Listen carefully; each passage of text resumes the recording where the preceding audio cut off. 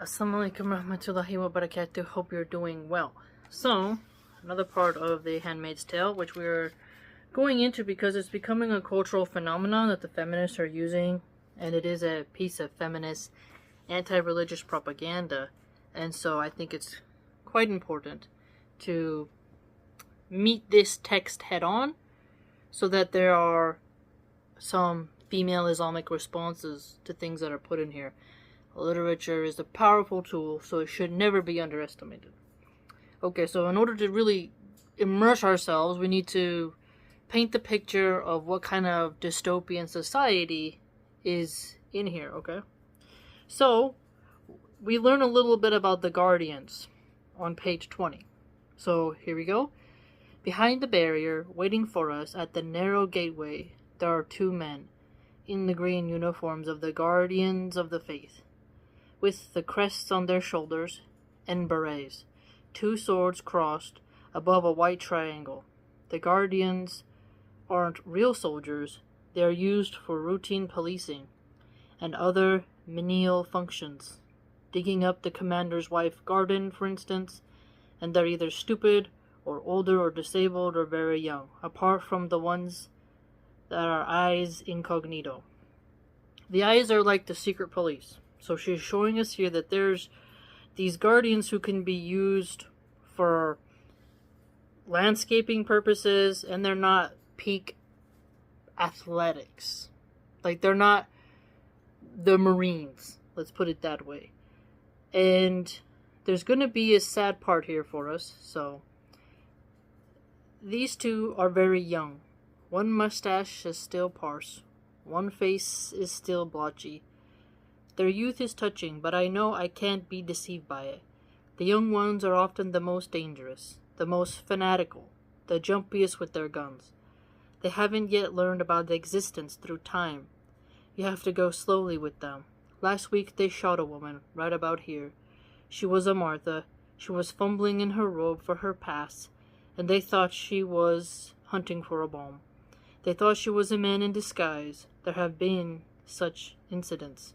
So, what struck me about this paragraph is that is used against Muslim women being in burqas and niqabs because they say men will hide explosives under such clothing and then detonate themselves as a form of terrorism. There has never been one incident of that in the United States. Okay? And it was actually more common that during lockdowns, people wore face masks and committed crimes. So, they imposed face mask mandates, and there was a time where you could cover your face with a bandana or really much anything. As long as your nose and mouth were covered, you were allowed to go into buildings. And this allowed people to do things with impunity. So, the fact that she uses this example in her book, it's not there by accident. But what is quite sad is that you're seeing how she said the young ones, they're more fanatical. So she uses the word fanatical a lot for those who are dedicated to the regime and who actually follow the rules. Rita and Cora knew the woman. I heard them talking about it in the kitchen. Doing their job, said Cora, keeping us safe. Nothing safer than dead, said Rita, angrily. She was minding her own business. No call to shoot her. It was an accident, said Cora. No such thing, said Rita. Everything is meant. I could hear her thumping the pots around in the sink. Well, someone'll think twice before blowing up this house anyway, said Cora. All the same, said Rita. She worked hard. That was a bad death. I can think of worse, said Cora. At least it was quick. You can say that, said Rita. I choose to have some time before that, to set things right. So here, what has happened is we're seeing more about the character development of Cora and Rita. Rita says she would rather be sent to the colonies and become a handmaiden, if you recall. So now you're saying that she feels bad for the other Martha, who's one of her rank, for the way in which she died. And Cora is sort of trying to see the best of the situation. if you look at the dynamic relationship between Korra and Rita, Rita is sort of the cynical pessimist. Korra is like the eternal optimist. So this is a clever character duo. And as I'm reading the second book, it says the more Marthas that a person has, which means they have more wealth. So these are two workers, and that means that this household has some wealth and status. And I think that's why Korra makes the comment that someone would think twice before doing anything to this commander's household. So we're again seeing that this commander, he's of high rank, okay? Now, the thing here where it says doing their job, keeping us safe, this is sometimes used against police officers in America. Like, we think, okay, they fired on someone by accident. The liberals will snatch that up and say, well, now we need to defund police. And then you realize community policing doesn't work. As in, you can't, when the liberals say they don't want militias, and they don't want people to have the Second Amendment, and they don't want to fund the police department, so what's really going to happen is a bunch of anarchy. So when she puts in here, doing their job, keeping us safe, it's like a liberal quip. Or like a, how do I put it? It's like a snarky type of backhanded comment. But Korra means it in the best sense, but us as the side readers can see what's really being said here in the text. And accident, Korra says it's an accident, but Rita's like, she was just minding her own business, she was doing what she needed to do. So whenever you see a lot of police activity videos with body cam, there'll be instances where an officer makes a mistake, the liberals will highlight that mistake and then use that to argue that we need to defund the police. So there's some liberal leanings coming out into the text, and that is something that makes the text dynamic, but also should make us wary. The two young guardians saluted us, raising 3 fingers to the rims above their berets. Such tokens are accorded to us. They are supposed to show respect because of the nature of our service. So the guardians show respect to the handmaidens, whereas others maybe are more aversive to them. They also have to show passes. They have zippered pockets, and you need to get your pass inspected and stamped, so checkpoints. And there's some type of machine called a CompuCheck. It punches numbers. And, you know, cashless society vibes, coupons, stuff like that. There's also a text in here just about how she stares a lot and thinks about lustful stuff, which, I mean, women, so many of them, when they write a book, there's always a lust scene. It's quite ridiculous. They can't just focus on good characters. There always has to be some type of weird fetish in there. Now, there was another section where it talked about how the commanders of the faithful, they have these long black cars, and obviously the wives wear blue, and then those daughters, they're white-veiled. And there are things called the salvaging and the prayvaganzas. So she does a clever thing here where it's like a bonanza, like a bazaar. These are affairs where there's a lot of hubbub, action, excitement. Aganza is, whenever that term is added to a word, it means that there's a lot of excitement and a lot going on. So a prayvaganza sounds ridiculous, but it's also descriptive of what's happening. And everyone is allowed to attend those. The salvagings are basically like public executions for the most part. And she also insults the Marthas a lot. For example, on page 21 she says, or their dumpy green Marthas, or the occasional birthmobile, or the red handmaidens on foot, or sometimes a black painted van with the winged eye in white on the side. Now, the black van is feared by the handmaidens, obviously. The windows of the vans are dark tinted, and the men in the front seats wear dark glasses and with double obscurity. The vans are surely more silent than the other cars. When they pass, we avert our eyes. If there are sounds coming from inside, we try not to hear them. Nobody's heart is perfect. So, the birthmobile is like a joyous affair, but there are dark vans that pick up disobedient handmaids. And the reason why she's mentioning sound here, that they're more silent than others, is because they don't want the handmaids to hear them coming, so they don't unalive themselves. If you recall, the handmaiden's room is stripped of any item that will assist her in deleting herself from Earth. So many handmaidens find ways to smuggle in things so that when the time arrives, they will be able to go off on their merry way, let's put it that way.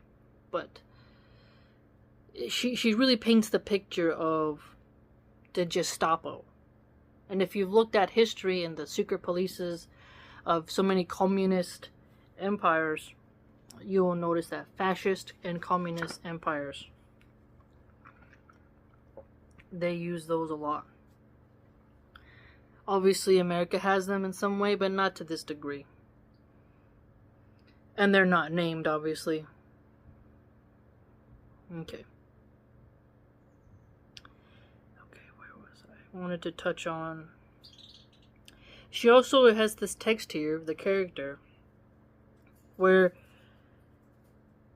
there are some men in the society who are not permitted to touch women yet, and they're not allowed to put their hands inside their pockets, so they're very restricted. And she mentions that they touch with their eyes instead, and she likes walking in a lustful way, and she likes teasing them like a dog that has a bone held out of their reach. And you can see the character, she's not a very moral person. She's wimpy, but she's not a moral person. In fact, we learn later that she was an adulteress and a mistress, and her husband Luke was married when they started sleeping together, and then he left his wife to be with her. So, we don't really, the more we learn about her, we can feel sorry for her because she's a handmaiden, but at the same time, we can't forget her moral problems, and that her dearest friend is a lesbian feminist in this text who really don't like men and who volunteered to be sterilized so she could be one of the women in the brothels. And then she says, "Then I find I'm not ashamed after all. I enjoy the power of a dog bone, passive but there." And then she says a lot of vulgar things, And she says she hopes they will suffer later at night.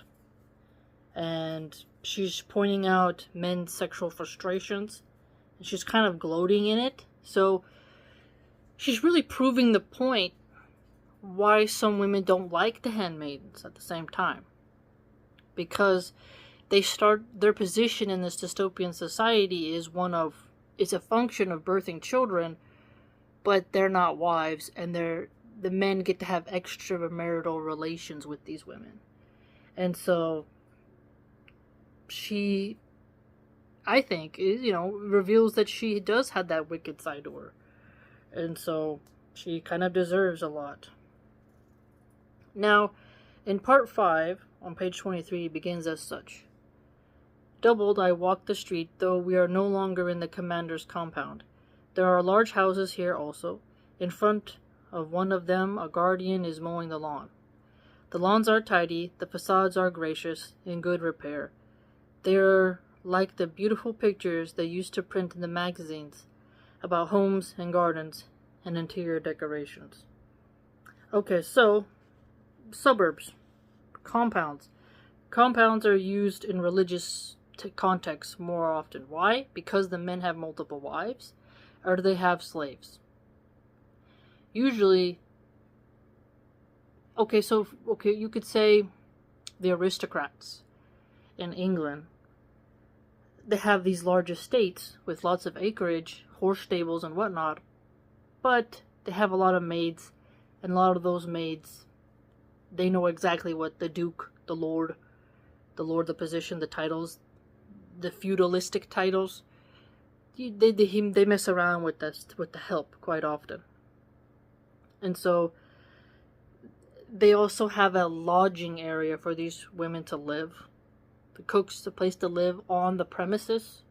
Today, maybe more people don't live on that property, but the way it used to be, those people actually lived there. They lived in those estates. I think that started to stop during World War II, but for a long time, especially in the 18th century, the maids lived and they had their own corridors. Think of Downton Abbey. Okay.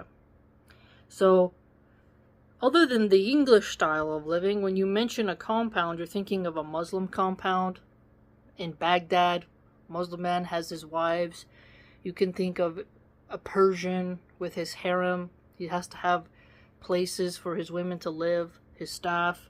And for a time, the Mormons were polygamous, and there was Christians who accepted polygamy.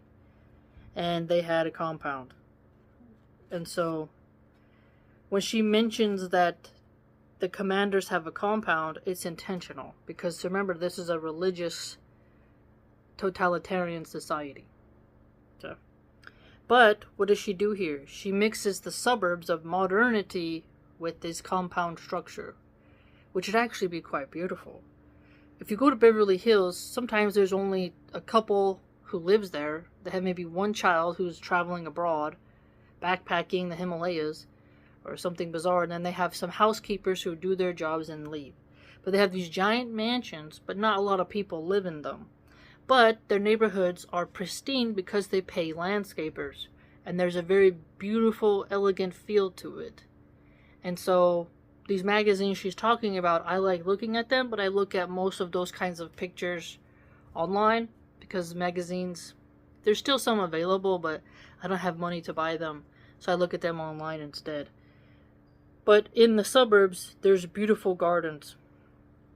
And some of the homes are quite nice because these people have the wealth to remodel their homes, maintain the paint, and do stuff like that. So we can't knock them for making beauty in the world. We don't want everywhere to look like a slum.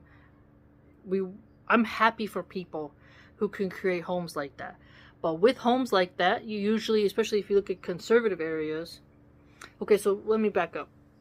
If you go into rich neighborhoods and liberal areas, there could be a homeless guy doing drugs right on the sidewalk. Liberals have made it to where the homeless can do whatever they want, wherever they want. And you can still get mugged in expensive neighborhoods, especially in San Francisco. It's just not safe. But in, let's say, concealed carry states where you can have a permit and where most families are armed, if you're in a religious Christian suburb where it's a high trust society, there's lots of beauty, but you're not going to get away with shenanigans. So there's an element of peace there. Peace that is maintained through the threat of force. So when you look at the double thing that she did here, she's showing that the religious people have compounds, but their homes are immaculate. Like, they look very nice. So that's the kind of society that they have built, even during wartime. But, as you have noticed, there's a lot of checkpoints. You're not able to just freely travel going in and out. There's no intoxicants allowed. No magazines. And there are what they call the eyes. So, there's a lot of spies, to say the least. And remember, the dystopian society is called Gilead. And they are having a civil war. And they're winning, essentially. Okay. There's something interesting she does with a descriptor here. There is the same absence of people. The same air of being asleep. So, when you go into some nice communities, it's quiet. I love it. There isn't noise pollution. There's not people thumping the bass, the cars vibrating with trash rap or reggaeton or corridos talking about murking people. It's quiet, and you can actually hear the birds and feel the wind around you without car exhaust. It's a still peace, like when you walk through redwood trees. It's very, very relaxing. So this feeling, it's very drowsy, but it's calming. The street is almost like a museum, or a street in a model town constructed to show the way people used to live. As in those pictures, those museums, those model towns, there are no children. So the children are sent off to their schools. It's a little bit more structured. The children are not just outside kicking balls in the street, so that's one thing that's a tad bit different. Well, usually when you would think of a cul-de-sac in like a suburb, kids are outside playing soccer, swinging on the swing that in the front yard with the big giant oak tree. You get it? But this is more organized and structured. And remember, the wives tend to the garden. This is the heart of Gilead, where the war cannot intrude except on television. Where the edges are, we aren't sure. They vary according to the attacks and counterattacks, but this is the center where nothing moves. The Republic of Gilead, said Aunt Lydia, knows no bounds. Gilead is within you. So Gilead is also a personal philosophy, but it's a republic. Now, if it really was a republic, they would have different types of representation, because this is obviously a totalitarian, almost communist state. But she's calling it a republic. I think she's being a bit facetious on the nose, contrarian here, because the way she describes the society doesn't really feel like a republic, to be quite honest with you. Since this is this is a fiction, but the type of society she has described doesn't fit within the parameters of a republic. But, you know. Further, you should be noticed, if you think about wartime, the safest place to be is often where the war isn't. And she's in a place where there's still beauty being had, and she's not in the colonies. So she should be a bit grateful, but again, she doesn't really see it that way. Okay. There's a paragraph here I wanted to share with you. We turn the corner onto a main street, where there's more traffic. Cars go by, black most of them, some gray and brown. There are other women with baskets, some in red, some in the dull green of the Marthas, some in the striped dresses, red and blue and green and cheap and skimpy, that mark the women of poorer men. Econ wives, they're called. These women are not divided into functions. They have to do everything, if they can. Sometimes there is a woman all in black, a widow. There used to be more of them, but they seem to be diminishing. You don't see the commander's wives on the sidewalks, only in cars. So here, you see the differences between the women themselves, even more so. So, the wealthy commander's wives get to have Marthas, which are like kitchen wenches. They make the bread, they make the food, they're doing all that fun stuff, and the children are tended to, so it's a very nice, soft life if they just excuse the handmaids. And what they call the econ wives, these women are assigned, but they don't have the privilege of having their own Marthas. So these poor men, they get a wife who has to do everything. So many of us fall into this category. We would be considered in our literal lives to be econ wives, because we do the laundry, we bake the bread, we do all that, and our husbands aren't rich. So it's the envy of the econ wives to the commander's wives is there. Women claim to want a sisterhood, but their jealousy precedes them. And here we can get a glimpse of the jealousy amongst the women in their different roles. Then she does another thing here. What I put into them, my own clothes, my own soap, my own money I had earned myself, I think about having such control. And then it goes on further. There is more than one kind of freedom, said Aunt Lydia. Freedom to and freedom from. So, eventually, this society cuts off women's bank accounts and the men are in control of the finances. So when she mentions money I earned myself and how she can have control of money, this hints at a thing that a lot of housewives fear, is not having money of their own. So she was smart and clever and sadistic to put in that type of fear that lows over women. Where the paradox of, I want to work, but I want a man to pay my bills. I want to be a stay-at-home wife, but I want my own money. See, there's a paradox there that so many women have to wrestle with. There is a funny gold digger who said, I'd rather be with a man who cheated on me than be seen at work. And I thought that was funny because you're like, what? But they feel that a man doesn't really love you if he forces you to go to work. And others point out that women who have terrible jobs they hate, that suck their soul out, they long to be retired from the workforce and to just have a man who takes control and provides, and so they can relax in their femininity and not be so burnt out at the end of the day. So there is this cultural movement right now between those two sects where on one hand the feminists say you need to have your own money so you can never be trapped with a man you don't want, and you can buy whatever you want and you have all your own cash.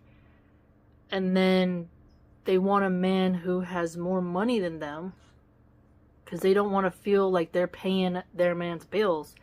And it becomes hard for them to really balance being a masculine boss babe with a feminine, what they call goddess. Because if a goddess has to go to work, earn her own money, sludge in the commute, and pay these taxes, and, you know, she's wearing the pantsuit, well, then she's not really being treated like the pagan goddesses who sat around in their beauty and people brought offerings to their table. So you're looking at different genres of thinking here. But she put in there specifically that the men took over the finances and that this further inhibited the movement of women on top of the cashless society. So cashless society, women can't have bank accounts, women cannot work, they're to be in the home, and she wants to go to work and have control over money. So it's important. Okay, now mentions again the gardens. Then she starts talking about women, okay? Lily's used to be a movie theater. Before, students went there a lot. Every spring they had a Humphrey Bogart festival with Lauren Bacall or Katharine Hepburn. Women on their own, making up their minds. They wore blouses with buttons down to the front that suggested the possibility of the word undone. These women could be undone or not. They seemed to be able to choose.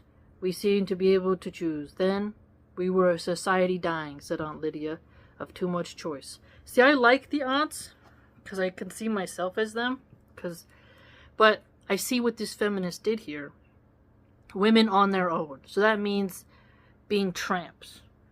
Really going out alone and just venturing off. And we all know that in Islam, you should travel as much as you can with a male chaperone.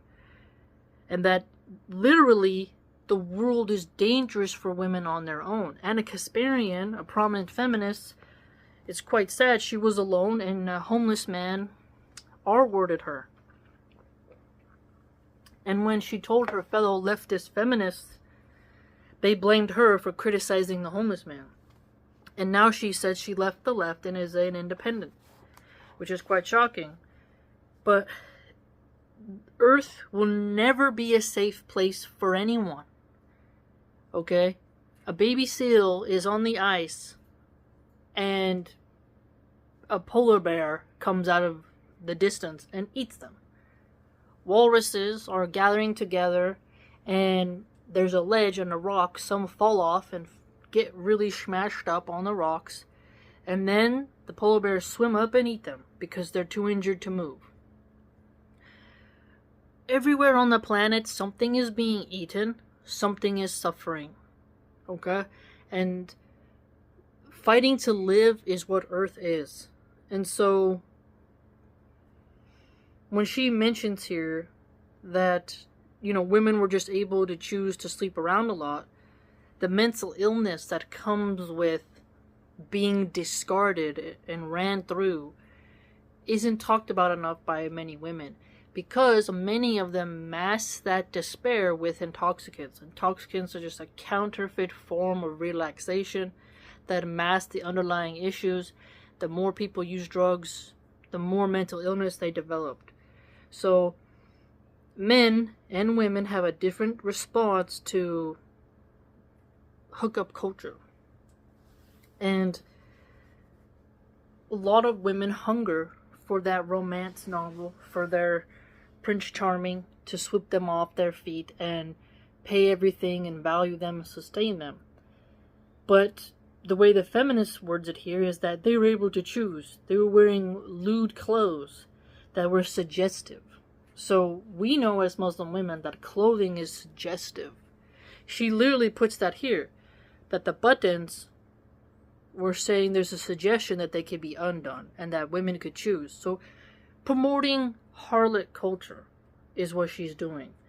Again, the undertones here, where, if you wear Islamic clothing, there is not really that suggestive nature because it's not allure designed.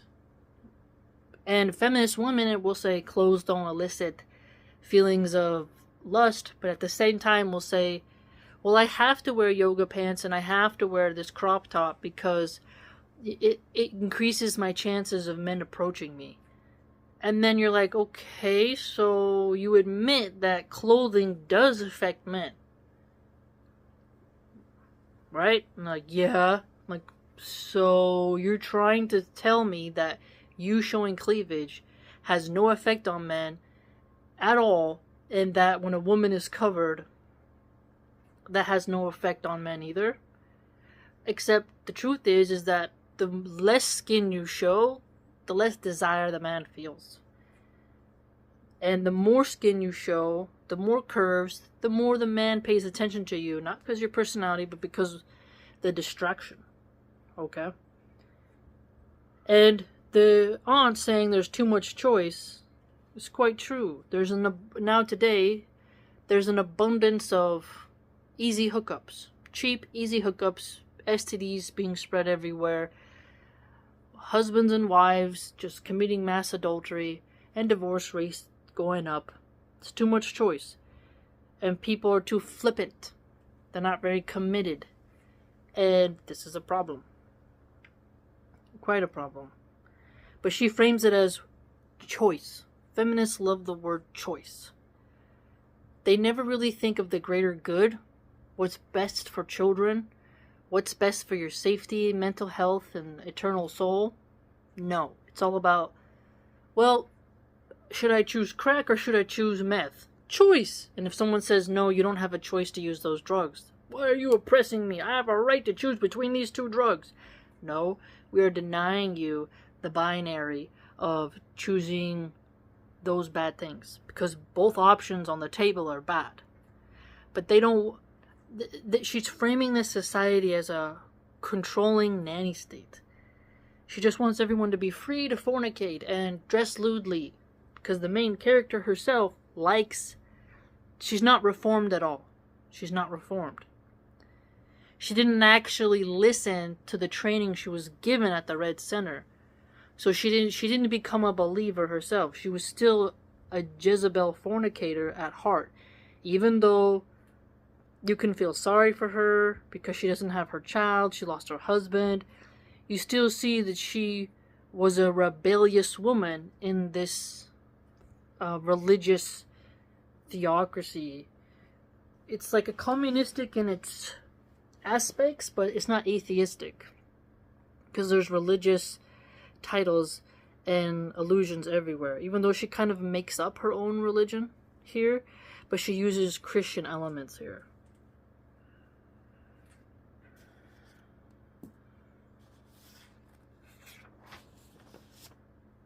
Okay.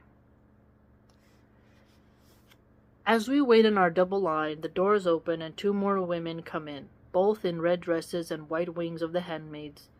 One of them is vastly pregnant. Her belly, under her loose garment, swells triumphantly. There is a shifting in the room, a murmur, an escape of breath. Despite ourselves, we turn our heads blatantly to see better. Our fingers itch to touch her. She's a magic presence to us, an object of envy and desire. We covet her. She's a flag on a hilltop, showing us what can still be done. We too can be saved. So, see how she used the word saved? Because handmaidens that have children will be saved from going to the colonies. Fertility and population booms are what's important right now. And resources are low, so those who are fertile deserve to have the protection. But she does at least say confidently that the belly swells triumphantly, but there's an envy among the handmaidens, those who can have children and those who can't, because those who don't will be sent to the colonies. The women in the room are whispering, almost talking, so great is their excitement. Who is it? I hear behind me. Off Wayne, no, off Warren. Show off, a voice hisses, and this is true. A woman that pregnant doesn't have to go out, doesn't have to go shopping.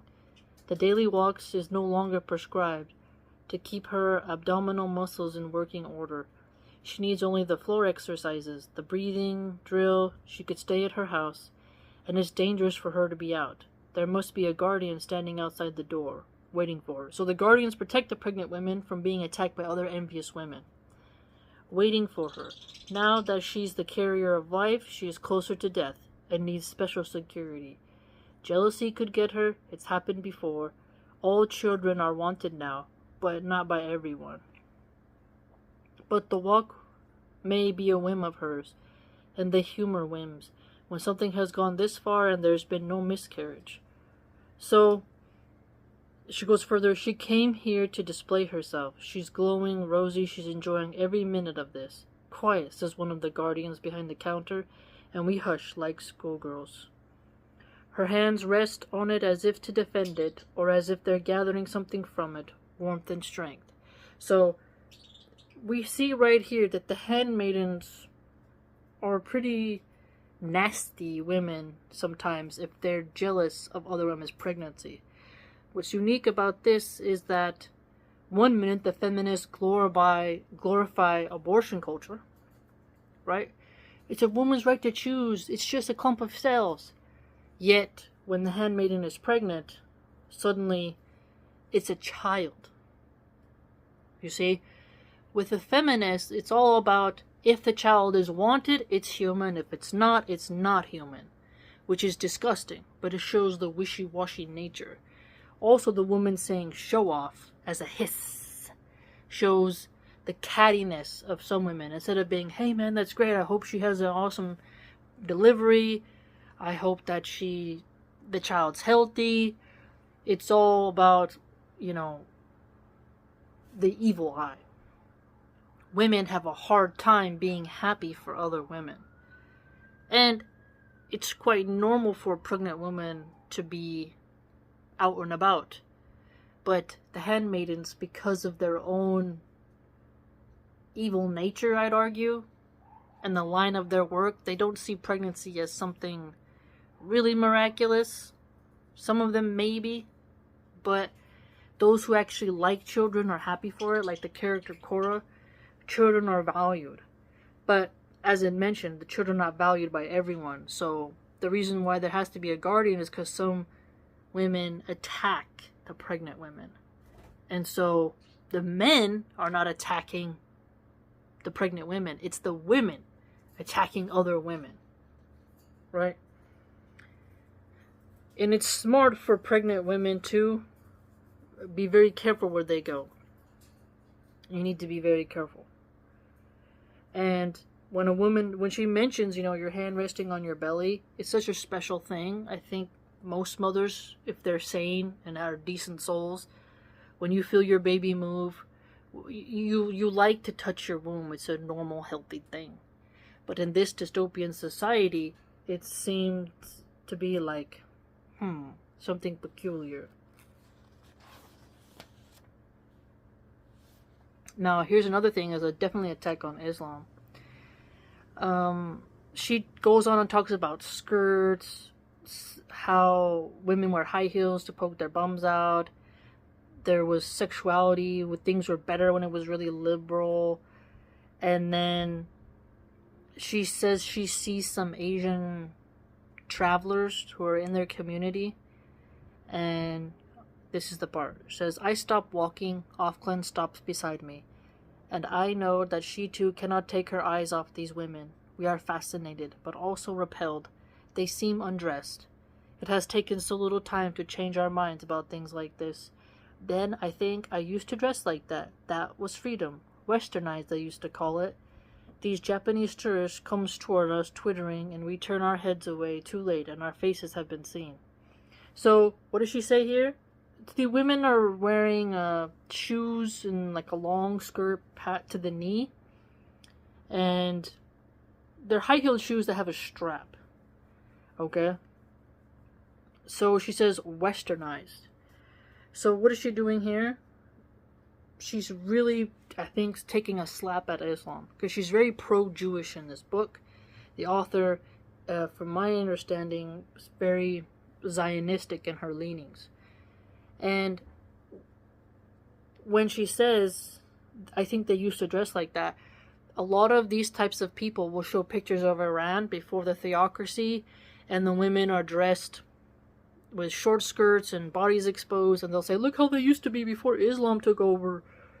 And you'll be like, yeah, and look, we have Cardi B and Nicki Minaj and Britney Spears and all the degeneracy, and now in Oakland they decriminalize loitering for prostitution, so women are in thongs and high heels walking down the street as you're taking your kid to school.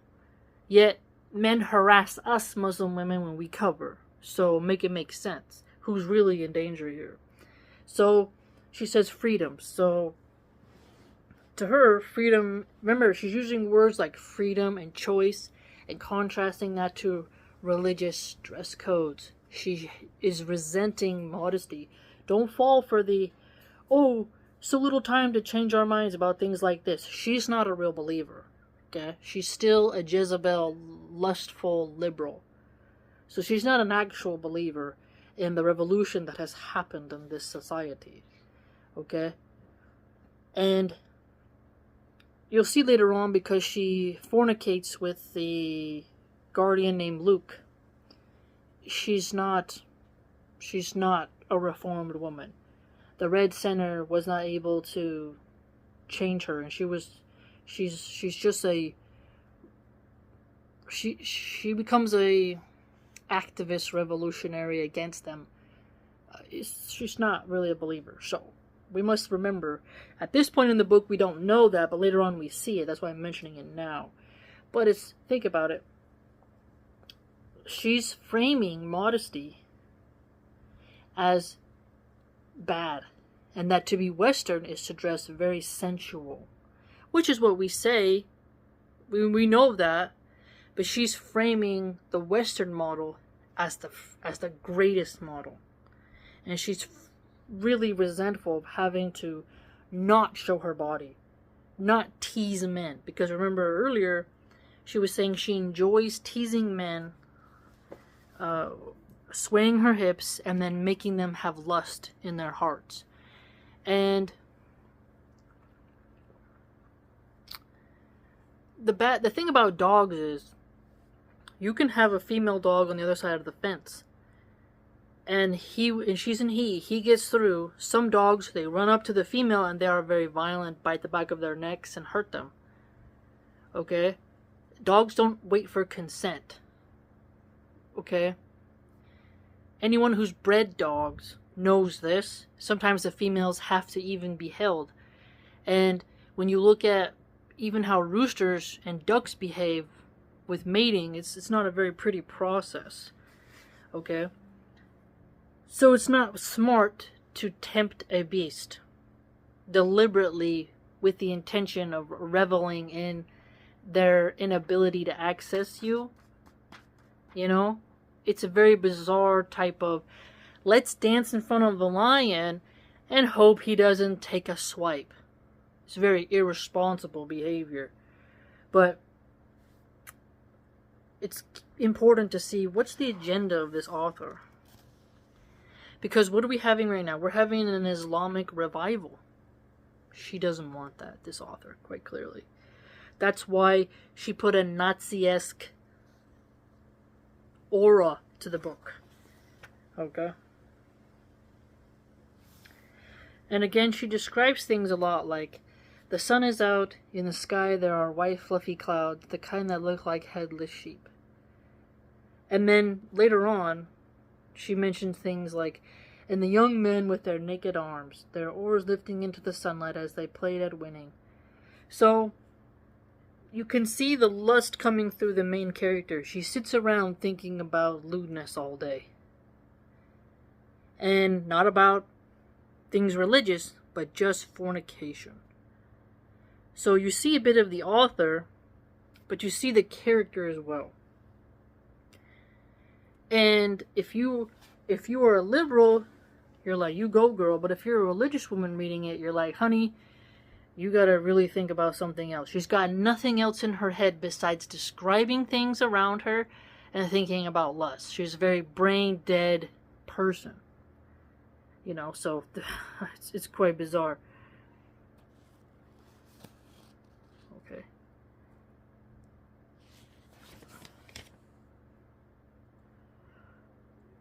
Okay, now there's this wall that's used to display the punishments.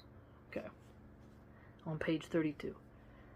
Beside the main gateway there are 6 more bodies hanging. By the necks, their hands tied in front of them, their heads in white bags tipped sideways onto their shoulders. There must have been a men salvaging early this morning. I didn't hear the bells. Perhaps I've become used to them. So bells, church bells, announcing weddings, like Catholics like to ring the bells when there's a wedding or when you're supposed to come to Mass. Here the author flipped it. The bells announced the salvaging, which is public executions. So do you see how the author has flipped everything? She's done this intentionally. Then it mentions what they are hanging from is hooks. The hooks have been set into the brickwork of the wall for this purpose. Not all of them are occupied. The hooks look like appliances for the armless. So, the hook is interesting because in horror movies you'll see Texas Chainsaw Massacre, I think, was one where it had the bodies on hooks. There was like a hook aspect, but in the slaughterhouses, the cattle are placed upon these large hooks, and they're kind of displayed right in the factory for inspection. And you're meant to really look at it and, you know, give it the stamp of approval, sort of an assembling line. Now, the classic put her head on a spike, like how Joffrey had Sansa's handmaid and Dad's head on the wall, and then Joffrey made her look at it. And then in House of the Dragon, when the rat catchers were placed on the wall by Aegon for their collusion that led to the... because one of the rat catchers helped Rhaenyra's, you know, well, Daemon's really assassins in. So they put the rat catchers on the wall. Okay? So it's a consistent theme, both historically, but also in fiction where the bodies are displayed. So that wasn't anything new. The only thing new is that it's a hook and not a spike or just a dangling rope. Okay? She says also something interesting is that they look like scarecrows, like dolls on which the faces have not been painted, and that they are meant to scare the people and really remind them. So on the walkings the handmaids do throughout the text, they're allowed to walk, like make a round. Go out down the calm, safe neighborhoods, go to the grocery store, and then they can stop at the place that makes the prayers, They can go to the wall, but they can't be gone for too long, and they have to be back before they're expected. And they have a habit of going and looking at the wall to see who's on there next. And then there's a point where she says that she hopes that she doesn't see her husband Luke on the wall. But the wall for these people is something scary, but honestly, it doesn't really move me. You know? Think about how in pirate books and such, there'd be like a cage. Someone's in the cage.